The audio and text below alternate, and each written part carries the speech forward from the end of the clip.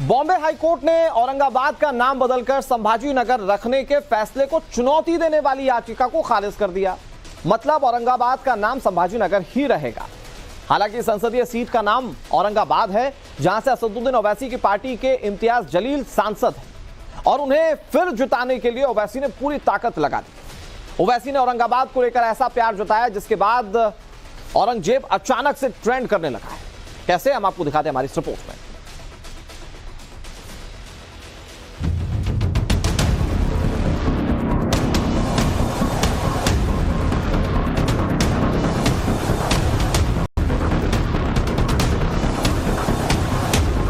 हमारे लिए औरंगाबाद की पार्लियामेंट की सीट बहुत अहम है। ये हमारी पहचान है।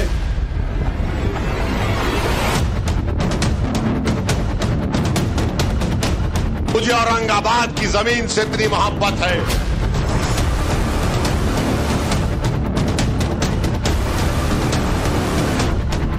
औरंगाबाद हमारा था और औरंगाबाद हमारा रहेगा। असदुद्दीन ओवैसी की सियासत का ये प्यार औरंगाबाद वाला संस्करण है, जिसमें वैसा ही बेहिसाब जज्बात है। तकरीरों की आंच पर भावनाओं को उबालने का वैसा ही प्रयास है, जिसके लिए वो विख्यात है। वोट मांगने के लिए खड़े उनके शब्दों में औरंगजेब की छाप है। मैंने अपने घर में भी कहा कि अगर मुझे मौत आ जाए तो मुझे औरंगाबाद के किसी कब्रिस्तान में ले जाकर दफना देना। मुझे औरंगाबाद की जमीन से इतनी मोहब्बत है। मैं जज्बात में लाने को नहीं कह रहा हूं। नहीं मालूम इस जमीन में क्या चीज है कि बहुत यहां पर एक रूहानी सुकून मिलता है। अल्लाह तुम्हारे इस जज्बे को सलामत रखे।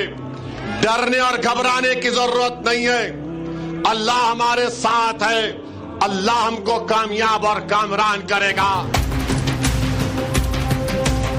नफरत की राजनीति करने के लिए विख्यात ओवैसी की औरंगाबाद से मोहब्बत की वजहों की सियासी व्याख्या करेंगे, मगर उससे पहले जान लीजिए कि हैदराबादी भाईजान ने जैसे ही आखिरी ख्वाहिश जताई, उसके बाद हिंदुस्तान के इतिहास में कट्टर, बर्बर, जिद्दी, निर्दयी, अंधविश्वासी, नफरती और घनघोर अत्याचारी मुगल बादशाह औरंगजेब की चर्चा होने लगी। सवाल है कि ओवैसी के औरंगाबाद प्रेम के बाद औरंगजेब क्यों ट्रेंड कर रहा है? ओवैसी की ख्वाहिश की तुलना औरंगजेब से क्यों की जा रही है? क्या औरंगाबाद सीट बचाने के लिए वो कट्टरवाद को हवा दे रहे हैं?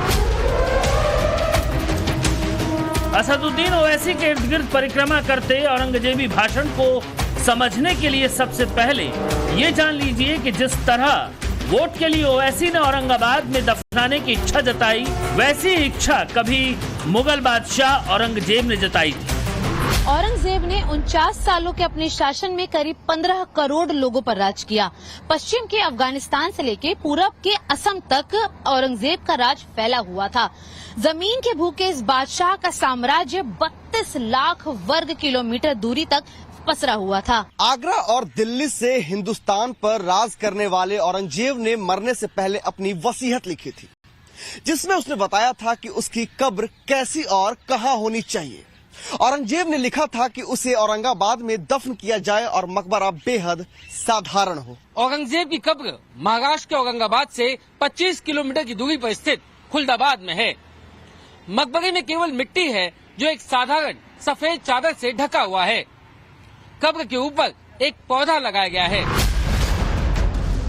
जिस तरह आगरा के औरंगजेब ने औरंगाबाद में दफनाने की इच्छा जताई थी, वैसे ही असदुद्दीन ओवैसी ने खुले मंच से अपने ख्वाब का इजहार किया है।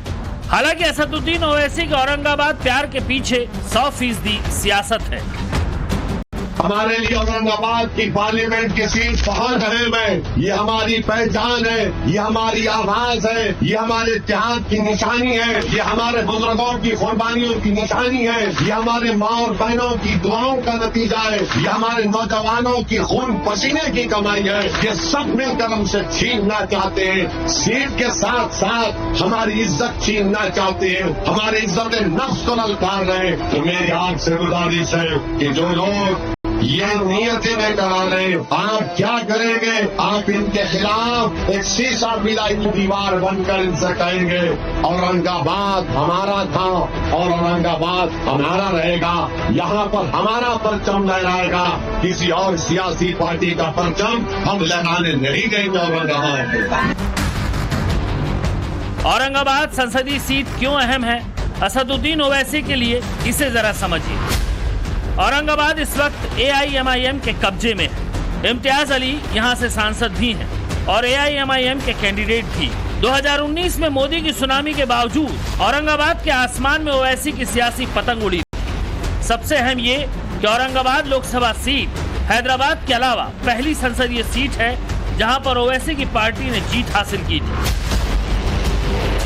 इस बार उसे बरकरार रखने के लिए ओवैसी ने पूरी ताकत लगा दी।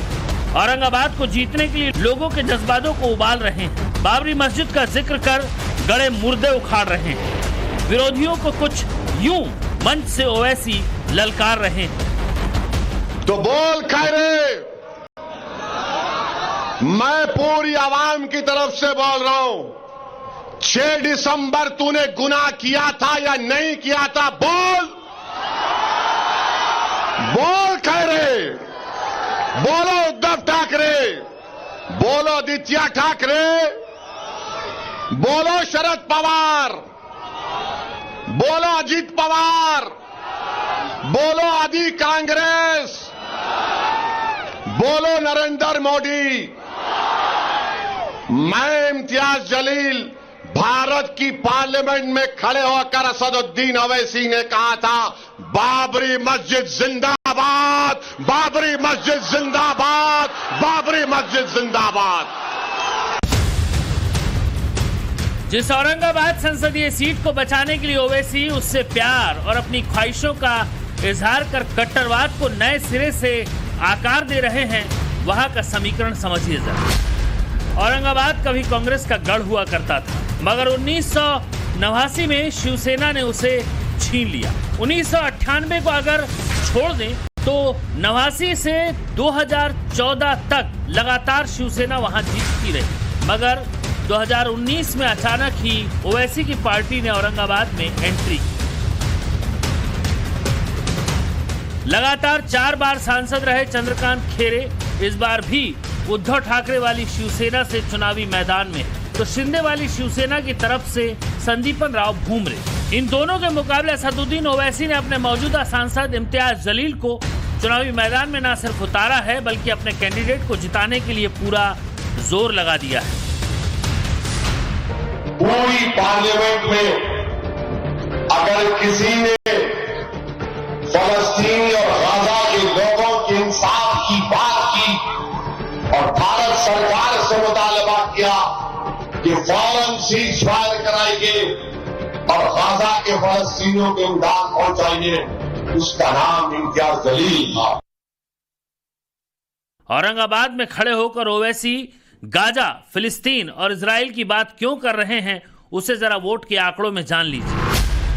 औरंगाबाद में 22% मुस्लिम आबादी है, दलितों की आबादी करीब 15% है, जबकि आदिवासी करीब 4% है। औरंगाबाद के जरिए असदुद्दीन ओवैसी महाराष्ट्र की उन तमाम सीटों को साधने की कोशिश कर रहे हैं जहां पर उनके समर्थक हाथ में पतंग की डोर लिए जनता के बीच खड़े हैं। 12% मुस्लिम आबादी वाले महाराष्ट्र के औरंगाबाद से इम्तियाज जलील चुनावी मैदान में हैं, तो उस्मानाबाद से सिद्दीकी इब्राहिम चुनाव लड़ रहे हैं। रमजान अली चौधरी